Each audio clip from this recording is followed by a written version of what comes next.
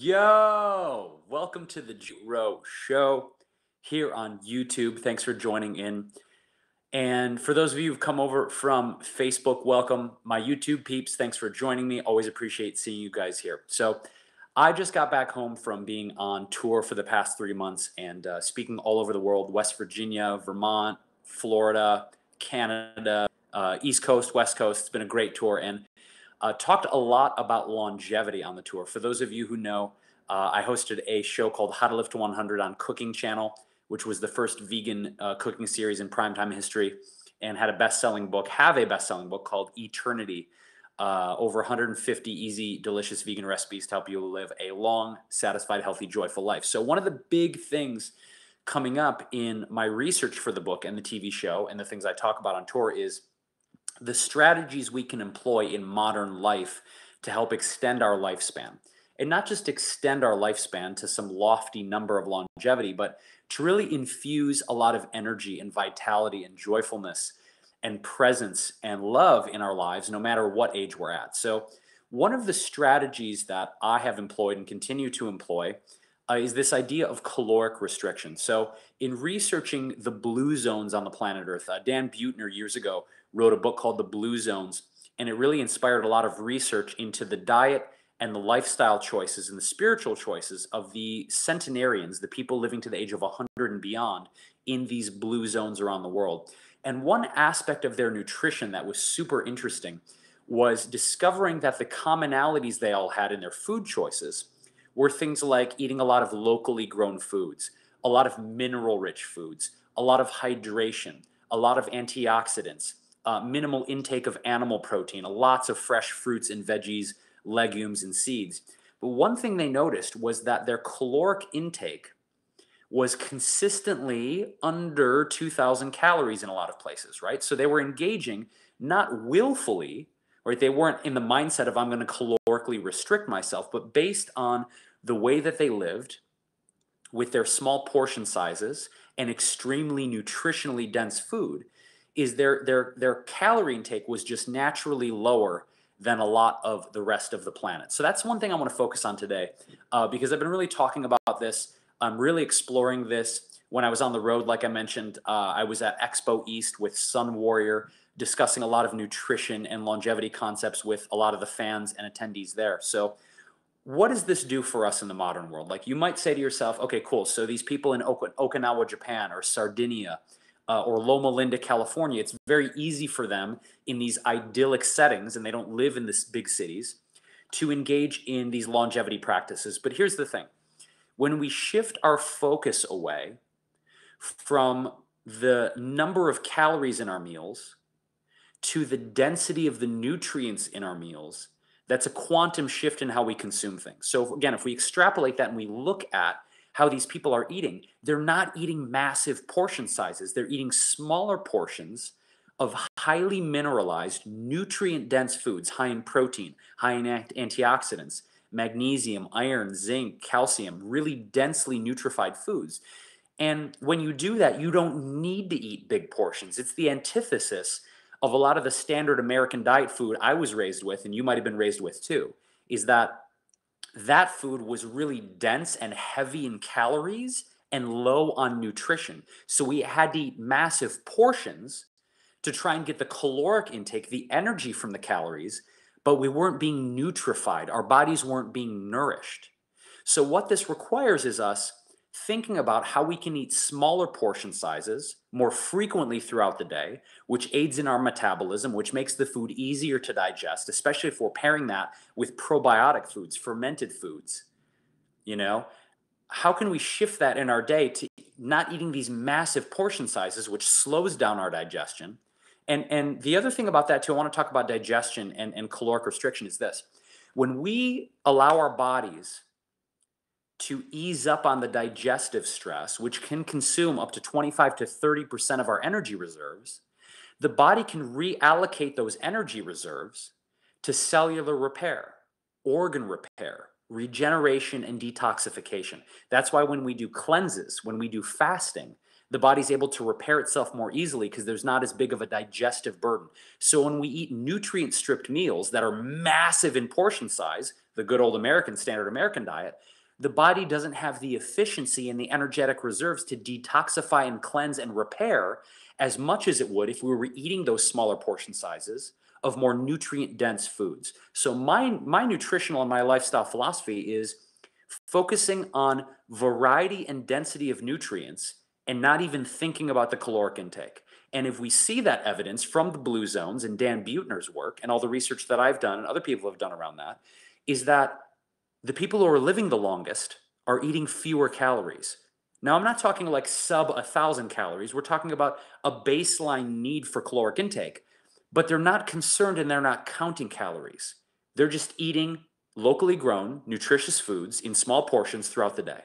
And they're staying active and they're praying and they have a sense of spirituality. They have a sense of community. They have love in their lives. They have a strong family unit. Like these are all other longevity practices. But for the purposes of this, I also want to talk about one of the other benefits of caloric restriction, more so fasting, which when we do intermittent fasting, what that does is that boosts our level of human growth hormone. Now, why is that important? You might have heard of human growth hormone because you hear that in relation to bodybuilding or athletics, like athletes get banned for using HGH. But the thing is, when we're young, we have high levels of HGH because that means our libido is high. Our muscles are toned and supple. Our skin is glowing. We have a youthful appearance. We have more vitality. Human growth hormone is something that we can naturally boost through intermittent fasting and caloric restriction. And you can do this very easily. You could even do it for a 24-hour period. Say if you take the slowest day of the week and say on a Saturday night, you go to bed at 9 o'clock p.m. And then for the other 24 hours until 9 p.m. on Sunday night, you drink water and tea, right? You do a 24-hour intermittent fasting period. And what they found at the University of Virginia Medical Center in a really remarkable study is that if you do a 24-hour intermittent fasting period with just, I think they did just water. They might have done tea, I'm not sure. That in some of the subjects, they saw up to a 2,000% increase in their baseline to peak of human growth hormone. That's just from doing a 24-hour fast. I think most of us can handle that, right? 24 hours is pretty easy to go without food.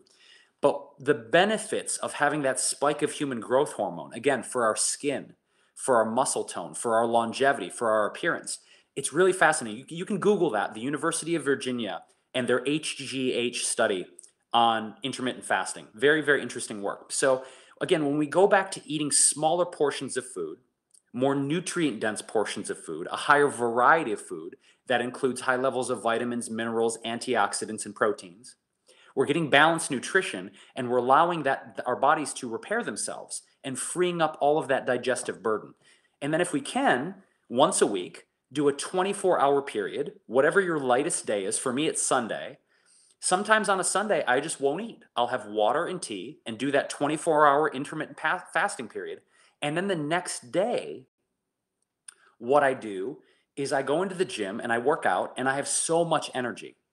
So again, I think Elaine just commented, if you're hypoglycemic, you shouldn't do that. Yeah, if you have blood sugar issues, I wouldn't recommend it. If you're hypoglycemic or diabetic and you're messing around with blood sugar issues, I might not recommend doing it. But for those of you who don't have any blood sugar issues, try 12 hours. 12 hours is really easy. If you go to bed, say at 10 p.m., and then you don't eat again until 10 a.m. the next day, that's a 12-hour fasting period. Great. 12 hours is fantastic. If you can do 24, that's even better. That's going to spike your HGH levels and help with hormonal balance even more. So it's all about experimenting with what works for your body. You know, when I give you guys health or nutrition or mindfulness advice, I don't ever expect that it's a one size fits all. It's all up to you to experiment with what works for your body, with what works for your mind and your spirit, and then dispose of the rest, right? Like that's, I think, the most efficient way of doing it. But if you look at the research again of the blue zones, you look at the research from the University of Virginia Medical Center, the efficacy of intermittent fasting and caloric restriction is there. So what I'll do in the morning, like I don't really eat my heaviest meals of the day until lunch and dinner. Like in the morning, I'll have a glass of water with apple cider vinegar. I'll make my usually my morning protein shake with a little bit of Sun Warrior protein, a little bit of greens, handful of fresh greens, maybe a few low glycemic berries like blackberries or blueberries. And I keep my diet very, very simple, and then eat my heavier, more dense meals for lunch and then for dinner. But when I start the day, I eat very, very light because I like to work out in the morning. I like to be active. So you might even start with eating a lighter breakfast and then having more dense meals throughout the rest of your day. Again, it's all an experiment to see what works with your body. But I'm a big fan of conscientious experimentation with diet, conscientious experimentation with supplements. So if you haven't tried it yet, try it out. Try eating smaller portions of food and more nutrient dense meals throughout the day and see how you feel. See how you feel digestively, see how your energy feels. I'm a big fan, again, like I mentioned, of alkalizing the body and eating light the first thing in the morning. So if you can have some room temperature or warm water first thing in the morning, whether that's organic lemon juice or apple cider vinegar, it instantly alkalizes the body.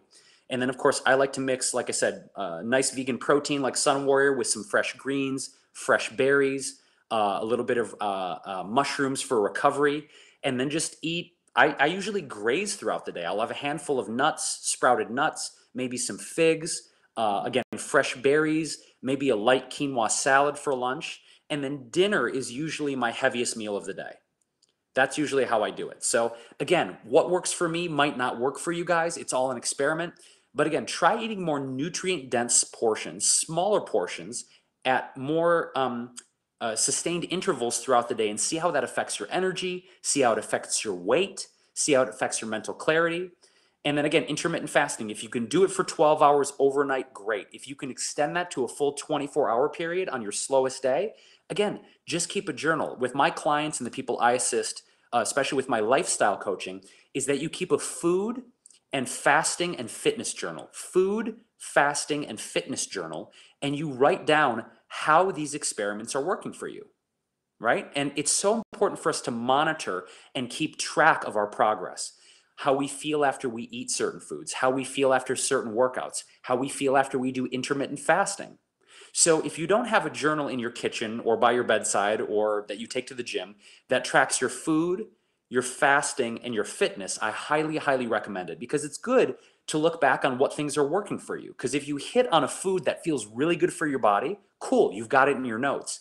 If a 12-hour fast works great, awesome, you've got it in your notes. Maybe if a 24-hour fast felt like too much, you've got it all there. So if you haven't done so already and you're trying to make big, big positive changes in your life, do that. Keep a journal. I do huge portions of greens. How is that? Yoga 3 times a week and weightlifting 2 to 3 times. That's great. If you are mixing up yoga and weightlifting, you are getting an awesome balance in your fitness routine, because you've got the testosterone, muscle building, bone density building weightlifting, but then you have the flexibility and the yin and the calm energy of yoga. So if you're doing yoga and weightlifting for your fitness routine, that's extremely balanced and very, very conscientious of you to do so. In terms of greens, a question was asked about greens. Can you overdo greens? You can't really overdo greens, but because of certain oxalates in greens, you do want to mix them up. So you don't want to do kale every single day. You don't want to do spinach every single day. You want to rotate. So my favorite is, I like to rotate wild arugula, spinach, kale, and watercress. Those are my top 4 because they're extremely nutrient dense, very good for the body, very healing for the body, but you don't want to do the same greens every single day, right? You want to change it up, much like your protein. Like, I'm a big fan of mixing up my protein. So some days I'll do, Sun Warrior's got like a blend of quinoa and pea and rice. Sometimes I'll do a different blend of theirs. So I'll mix up my proteins, I'll mix up my greens. The body loves variety. So again, make sure you're getting a good diversity of nutrients, a good density of nutrients, and mixing up your food choices. And that's a really, really good baseline just for general nutrition principles. So I'm going to be starting a brand new coaching program soon, guys. I'll have a YouTube video coming about that very, very soon, where I'm starting a brand new plant-based lifestyle and wellness coaching program in October. I'm taking 15 clients only, and I will tell you guys more about that next week here on YouTube. But I just wanted to plant the seed. If you guys are looking to improve your health, your nutrition, your vitality, I got you, and it's so good. Let's see. Herd spinach is not natural. It's man-made, and it's acidic. What are your thoughts on this? Okay, 2 questions. Spinach. Spinach is not man-made. Spinach does grow wild, and in terms of toxicity, the only thing about spinach, again, I talked about certain oxalates in greens. You don't want to have the same greens every single day. The other thing about spinach is people always ask about the iron content. There are two things you can take to help you assimilate, extract and assimilate and use the iron in spinach more efficiently. One is vitamin C. So if you're having spinach, combine it with a little bit of lemon juice, a little bit of orange juice, or you can take dong quai. Dong quai is a supplement, a traditional Chinese supplement, an herb that also helps with the absorption of plant-based iron. So vitamin C or dong quai helps with iron absorption. I also saw a question about kale being toxic. Again, kale is in the brassica family. So things like cauliflower, things like broccoli, broccolini, kale, you don't want to overdo them because they can have thyroid inhibiting functions. Now, a little bit of kale is not a big deal. Most kale is poisoned with thallium. I've never heard that, Gary. I'm unfamiliar with that, my friend. Never heard what thallium is, but I'm happy to research it. The thing I do know about kale and the thing I do know about the brassica family, as I was saying, is you don't want to overdo it. You don't want to overdo it because it has the thyroid inhibiting functions in us. So what you want to do is just make sure that you're staying away from these things. The oxalates are really what help to inhibit the thyroid function. So if we can move away from the oxalates, right? I don't eat a ton of cruciferous vegetables, a ton of brassica family vegetables, but I do kale. I just don't do it every single day. Some people I know are like kale every single day. So you really want to be careful of that. A question was, the questions are coming so fast. I think I saw a question about something about CBD.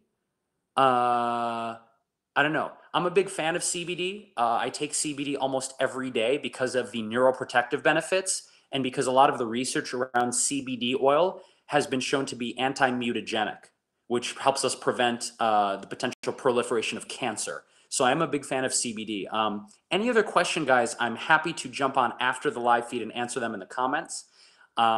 Green tea is amazing. I love green tea, matcha green tea in particular, because it has L-theanine in it. L-theanine is an amino acid that helps with cognition, brain function, and alertness. Also, matcha green tea is pretty low in caffeine. A lot of people are trying to avoid caffeine. Matcha green tea and green tea in general are my favorite sources of caffeine. And simply because of the fact that it doesn't have as much caffeine as coffee, and you get the benefits of the antioxidants and the L-theanine. Where do I get my CBD from? I really like Omica Organics. Omica Organics has a great CBD, as does Matt Monarch. Matt Monarch has a great CBD oil. And there's a brand new company, I can't remember the name of it, that a friend of me turned me on to that has nanoparticular CBD. And so if you look at things that are nanoparticular, there's a company out there that does nanoparticular vitamin C, nanoparticular GABA. There's a nanoparticular CBD that's out there now. And basically when you get into the size of nanoparticles, it helps with absorption and assimilation in the body. So if you can find a nanoparticulate CBD oil, that's going to get absorbed and assimilated in the body much, much quicker. So guys, I'm coming in on 20 minutes on the video. I'm going to wrap up for now. Experiment with intermittent fasting, experiment with caloric restriction, eat more nutrient-dense meals more frequently throughout the day, and make sure you keep that food, fasting, and fitness journal to track your progress, right? Just to see how you feel, because it's all an experiment, and all of us have an individual journey with our health. And I'm just here to support you guys with new ideas, things I've experimented with to see if they resonate with you. So thank you so much for subscribing to the channel and watching this video. I will answer all the rest of your questions in the comments after I wrap. And again, I'm going to be starting my brand new plant-based wellness, nutrition, lifestyle coaching program in about a week. And I will announce it here on YouTube and Facebook and Instagram and Snapchat and Twitter. So stay tuned. I love you guys. Thanks for tuning in. Please subscribe to the channel if you haven't done so already. And I'll be back with another live video soon. Peace and blessings. Bye.